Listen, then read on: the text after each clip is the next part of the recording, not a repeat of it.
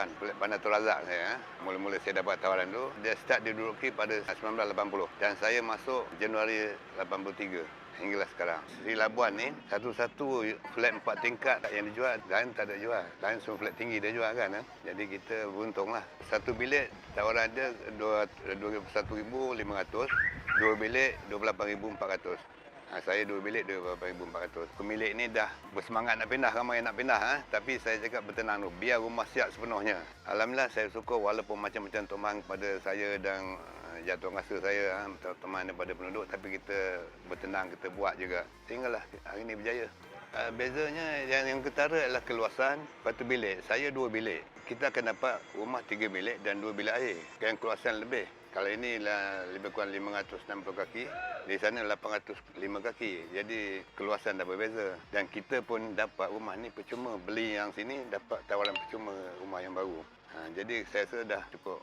Alhamdulillah lah, cukup lumayan lah. Rezeki untuk ambil yang perjuangan kami ni, perjuangan saya selama ini walaupun dengan macam-macam tomal, kita berjaya jugalah.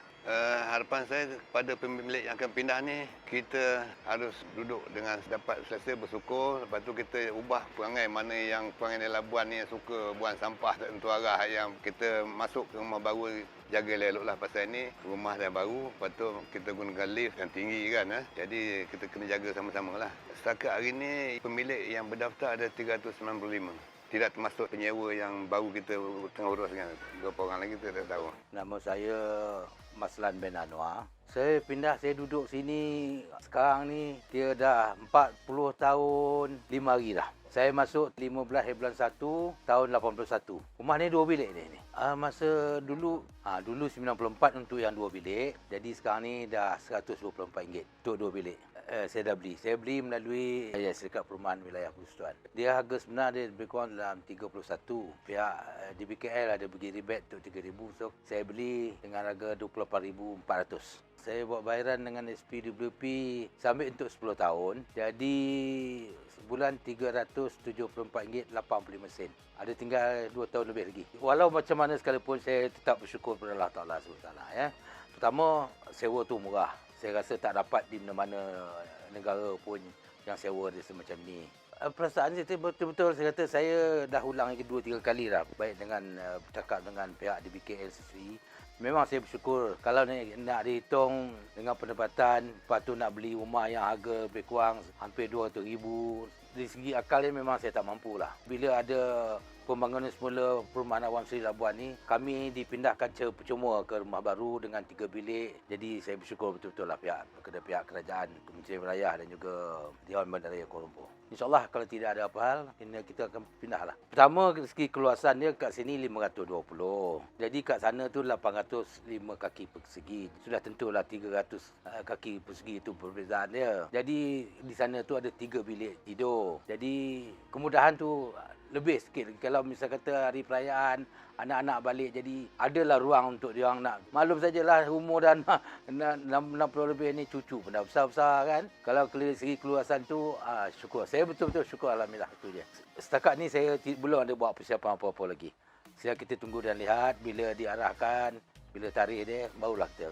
Kalau saya nak berkemas dengan waktu sekarang ni pun, entah bila kita nak dipindahkan, tambahlah keadaan apa negara kita diserang oleh pandemik COVID sekarang ni, kan? Itu jadi masalah dia. Saya sebagai Timbalan Pengurusi Persatuan Penduduk, di peringkat awalnya pun memang macam-macam tomahan lah pada saya dengan saudara pengurusi, saudara Yusof. Memang macam-macam tomahan yang saya terima. Baru kita dapat surat tawaran yang akan berpindah ke Residensi Razak Mas 2 tu. Kalau ikutkan di segi akal dia, saya minjam dengan Syarikat Perumahan Wilayah Persekutuan ni. Cuma saya dengan isteri bawa surat nikah, IC, bolpen pergi sign. Mana semudah itu kerajaan memudahkan boleh bawa pinjaman. Tak akan jumpa.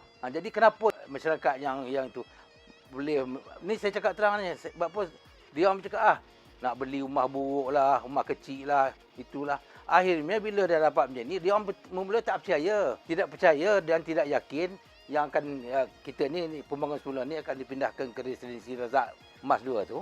Jadi itulah masalah dia orang ni. Tidak ada keyakinan. Kalau tak jadi pun kita belilah.